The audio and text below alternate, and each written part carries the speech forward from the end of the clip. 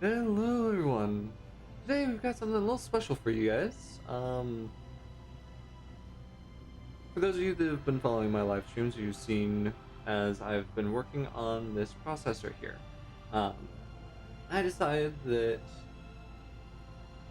I'd go ahead and do a quick little walkthrough tour, show you guys what I've currently got finished on it so far, and a couple things that I'm, considering for, little add-ons for it.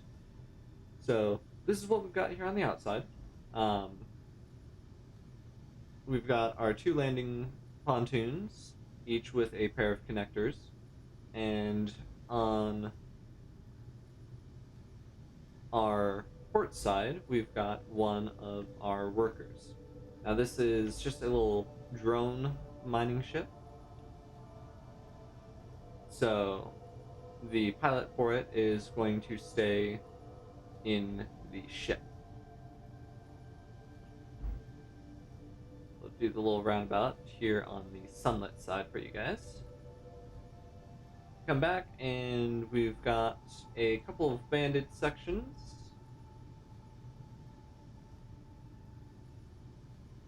Before we finally come back to the rear of the craft. These little pods here, these are deuterium fuel tanks. I'm running this with the industrial overhaul mods. So I've got access to a fusion reactor which runs off of deuterium. So that's what all of those are for. And we've also got our main thrusters. Currently I've got my light cruising thrusters on. So these are 15 of these small large grid ions. And then you can just see 4 large ion thrusters. These are for, when I really need to get going. Drop down to the underside. We've got a standard landing gear and then a pair of mag plates. These will let us lock down to a surface. We've also got a pair of modded connectors. These are a 3x3 connector. Then we've got our lifting thrust, some of our reverse thrust that's visible here. And you can see just here in the center, this is our loading ramp. So this is how we get on and off of the processor. Top-down view. All of our downward thrust is positioned here on either side.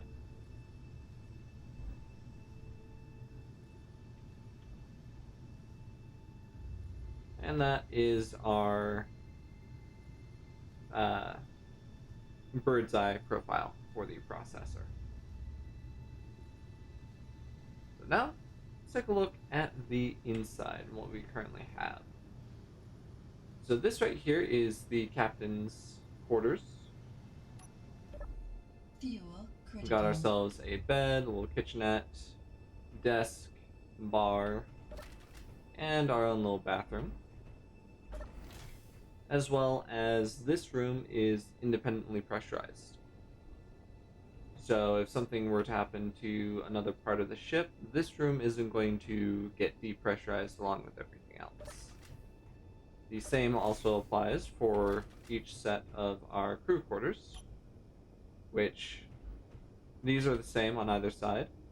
They include a little kitchenette, 3 beds, a couple of lockers, and a armory, as well as their own bathroom.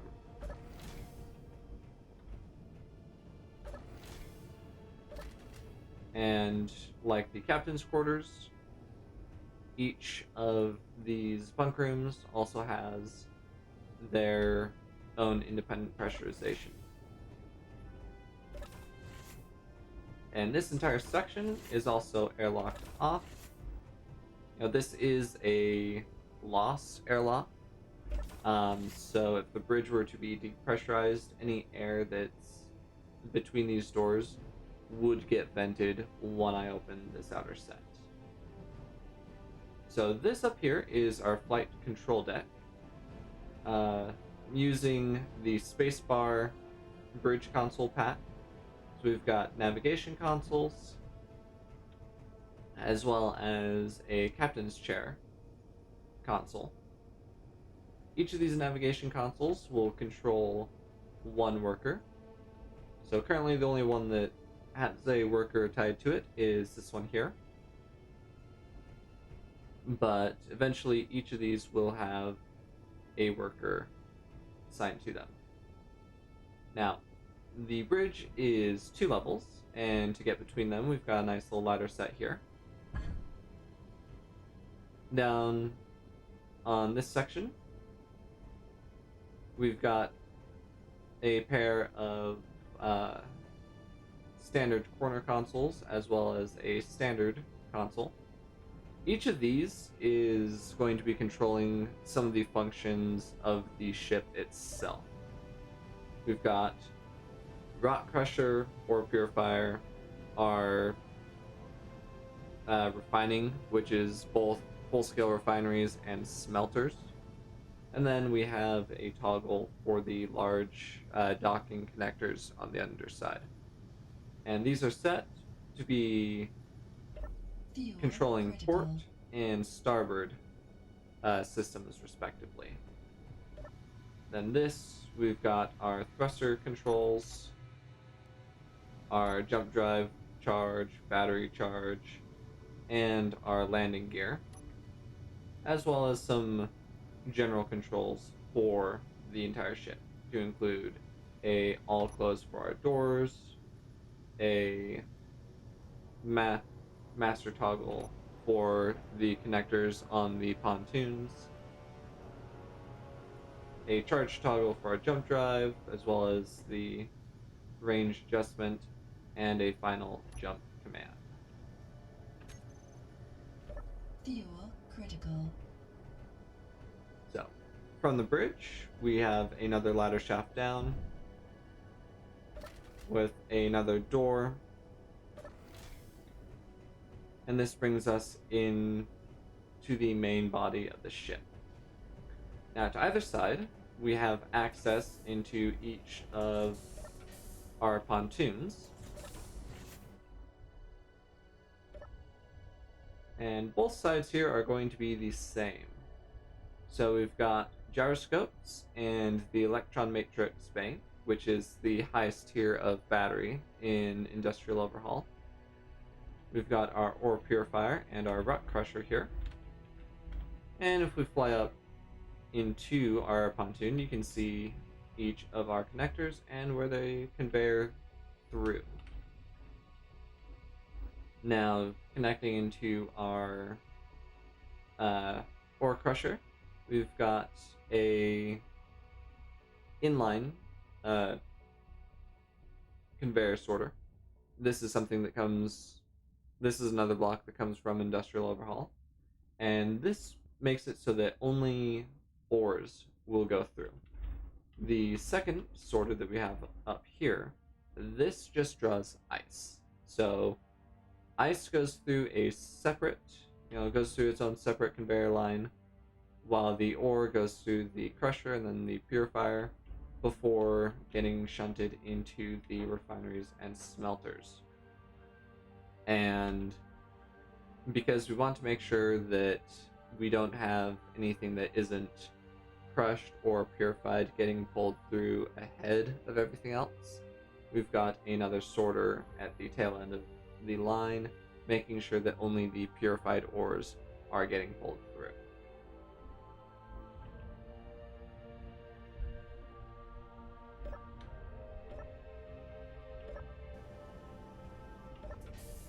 So, got the same thing on both sides.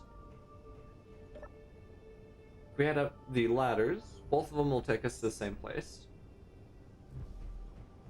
You can see we've got a pair of refineries and a pair of smelters. We've got that mirrored on both sides.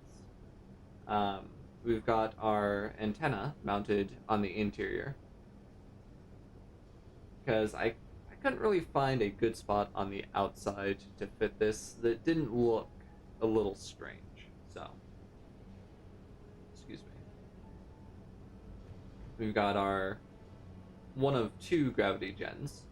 The second one, once we, well, I'll just go ahead and do that now. So we've got a second gravity gen that is local just for the bridge. So it's tucked in just underneath. And the field for this one is set to be narrow and tall. That's because our main gravity field, our main grav gen, its effectiveness ends right around in here. And that's because since our little miners are ion powered, I don't want them to be, I don't want them affected by a gravity field. So this right here is our fusion reactor. Now this is by far the single most powerful power production, as it can put out a maximum output of 1 gigawatt. For reference, stuff like the nuclear reactors only puts out in the megawatts. So, even with 3 jump drives and a bunch of batteries and all these ion thrusters, that's still only using a fraction of the total power output of our drive here.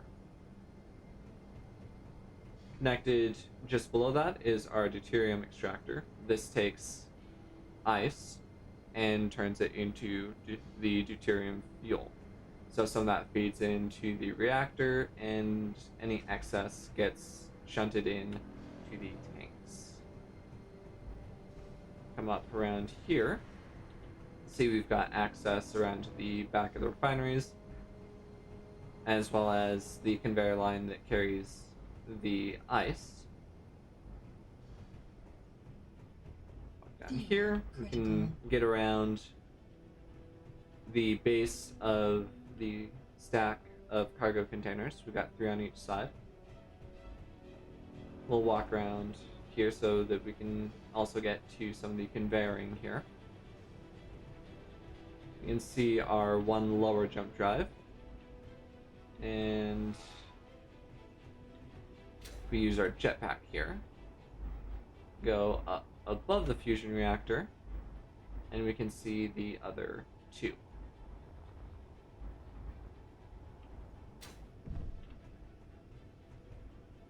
So around the other side, it's basically just more of the same. The only difference is that I can't get back over the same way with the refinery.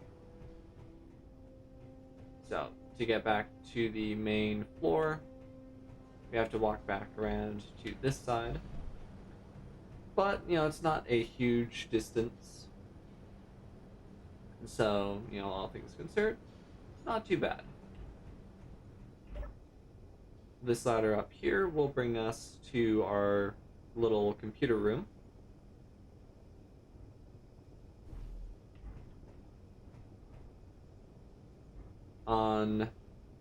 Up here we've got 6 programmable blocks using the automaton's reskin. And behind those blocks we also have timers. So we've got 3 on either side. These ones you can't see because they are partially behind the antenna there. Let's drop back down.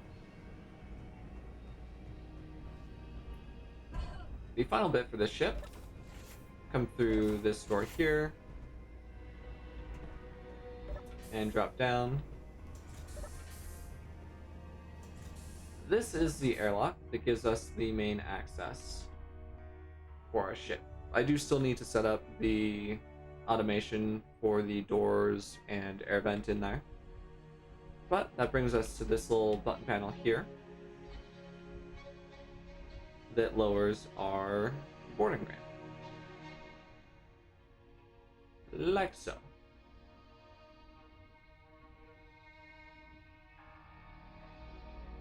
And to get back up in, just hit the same button, and it will lift the ramp right up for us.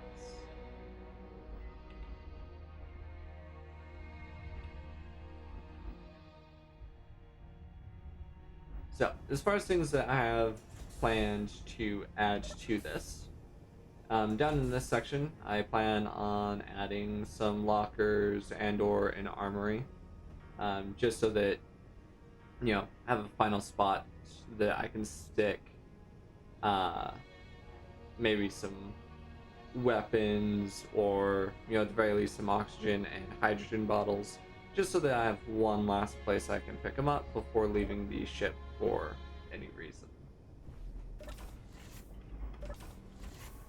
One of the other things that I'm currently debating on adding is a survival kit or med bay.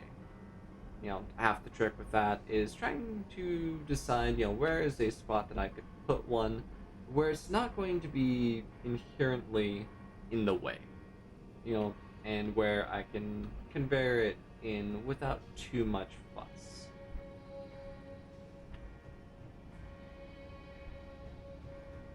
Or, do I even necessarily need to add one?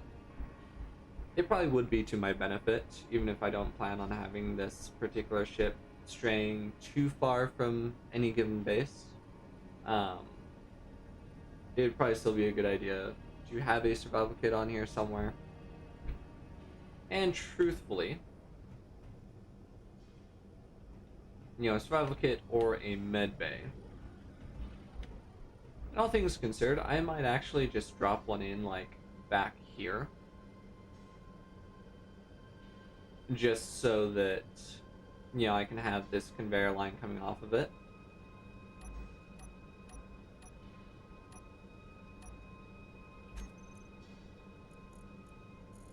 That.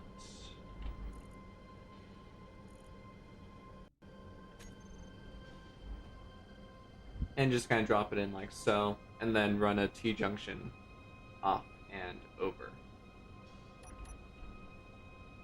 So that would be fairly easy to set up.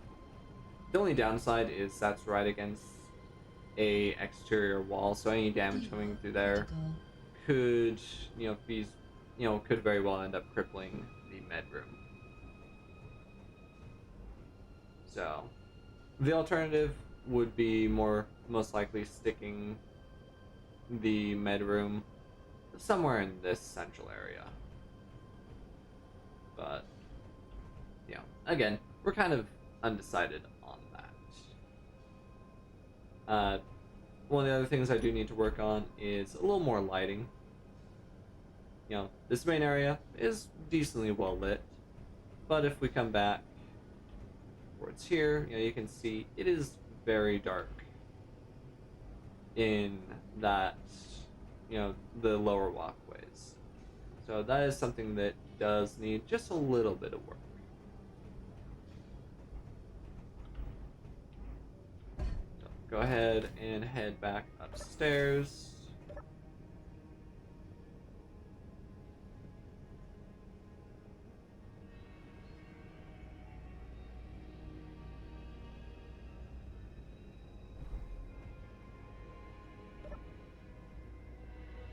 Do a little flight demonstration with our little miner.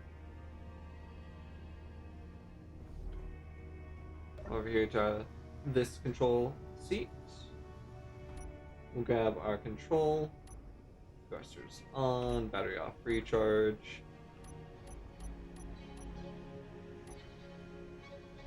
And release. So we can watch it from here as it flies off.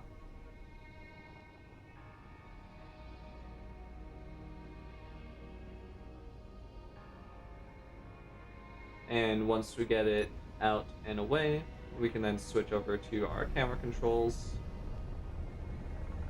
and head off to the asteroid of our choice. Now, being that this is just a ion ship, it's not going to have the greatest acceleration or deceleration. But, these drones aren't intended to be working very far away from the processor to begin with. And so, not being super fast isn't a huge issue for me.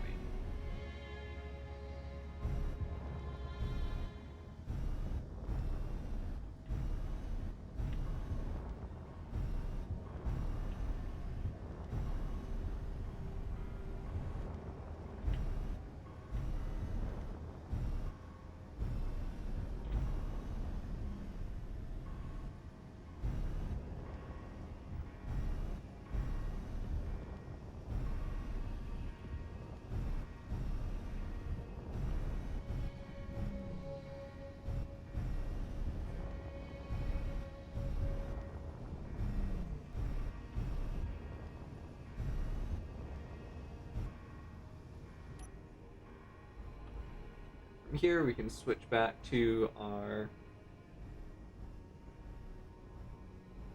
first-person view.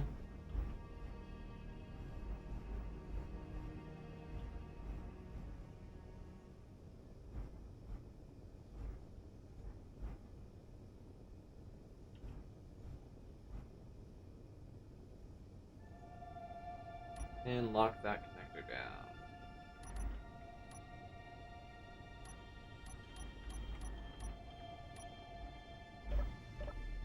Fuel critical.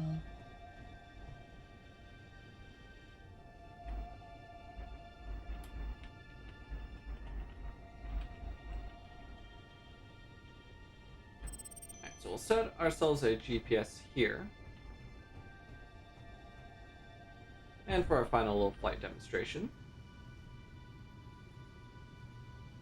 So, make sure all doors are closed. Everything's locked.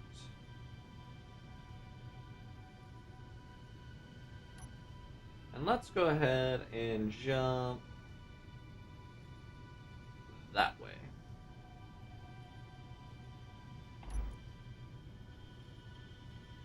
So blind jump, and we're going to go just over 3.2 kilometers. 3.2 thousand kilometers.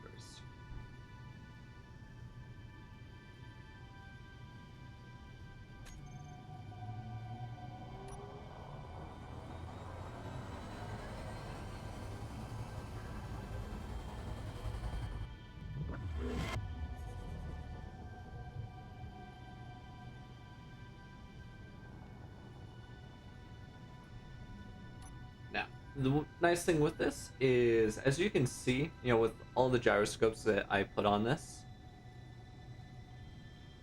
this thing turns very nicely.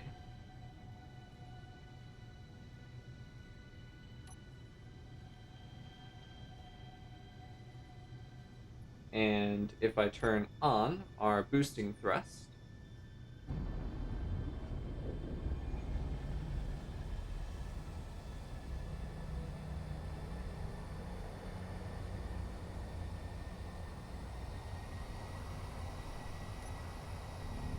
you can see that we get up and going rather quickly.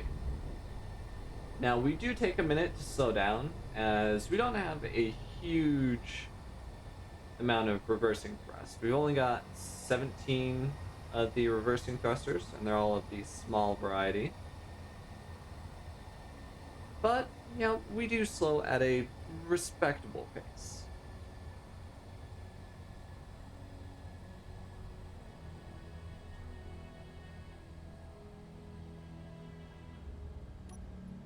Now let's go ahead and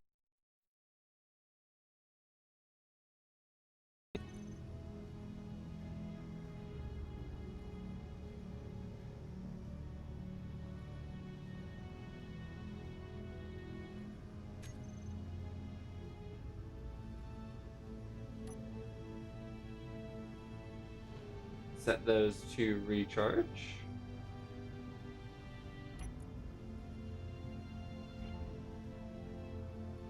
And, as you can see, with all of our power output, they'll be fully recharged in about 7 minutes, which you know, again, for all the demands on this size of a ship, that's actually pretty good, at least in my opinion.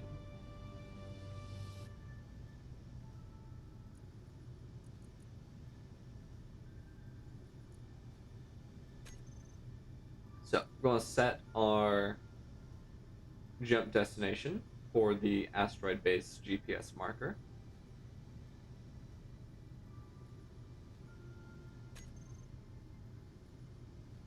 And as soon as those drives are charged,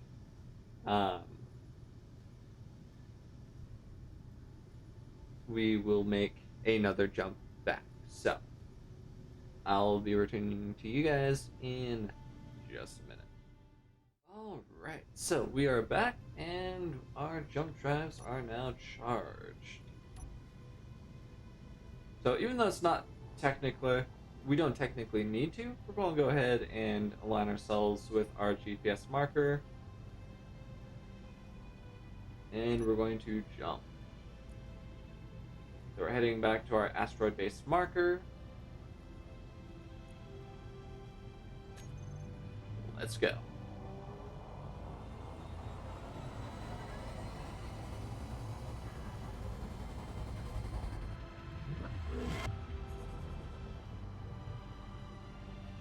Alright, so there's our marker.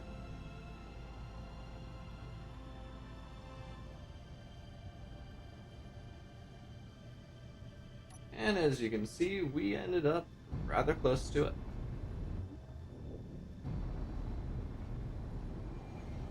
And because we are this close to the asteroid base, you know, which is really just a simple metal platform there, you know, we don't want to be, you know, doing a full boost thrust. But, you know, we jumped back within a kilometer of it.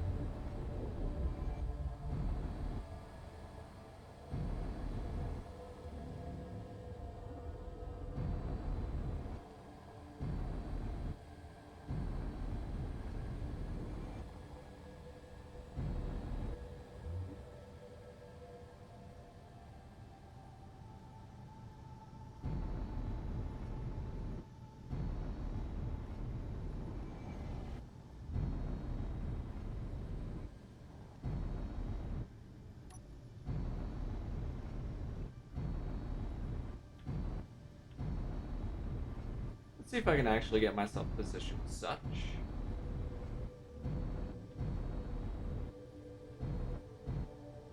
that I can land properly.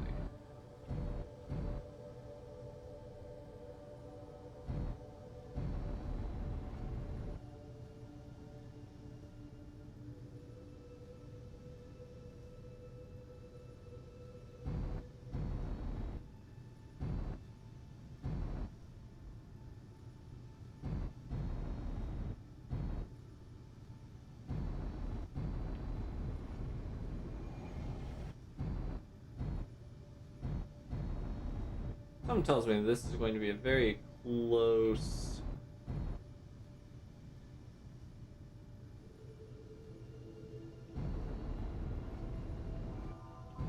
You know, if I do manage to get this landed, we're going to be very close.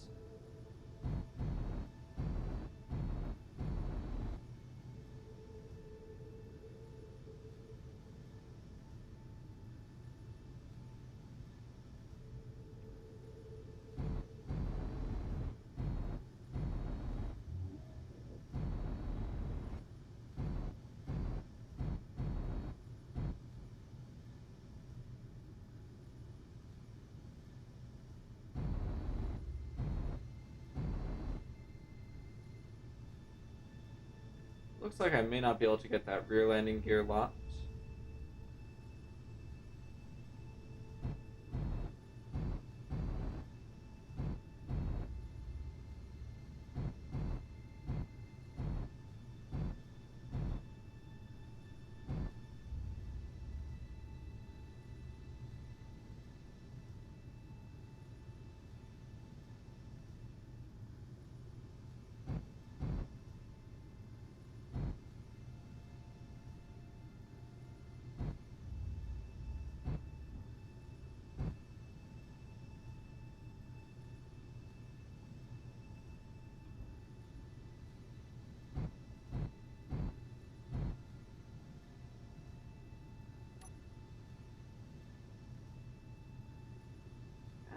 we are.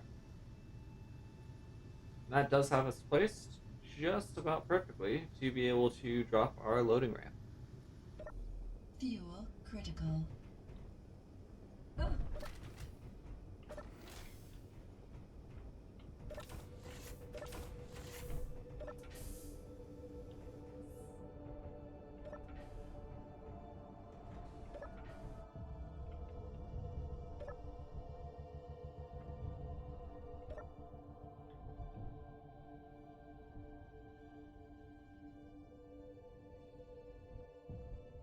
And there we go.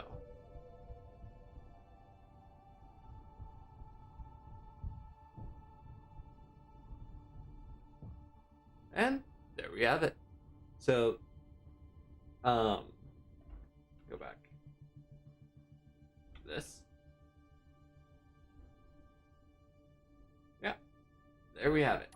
My industrial overhaul rebuild, or industrial overhaul build, based on the Kiith Somtaaw Processor from Homeworld Cataclysm, or as it is currently known, Homeworld Emergence. While I'm not entirely satisfied with the complete design, there are a few bits in terms of overall scaling where I do know that I've kind of scuffed it up just a little bit. For the general base appearance, I honestly think I did a pretty decent job with it.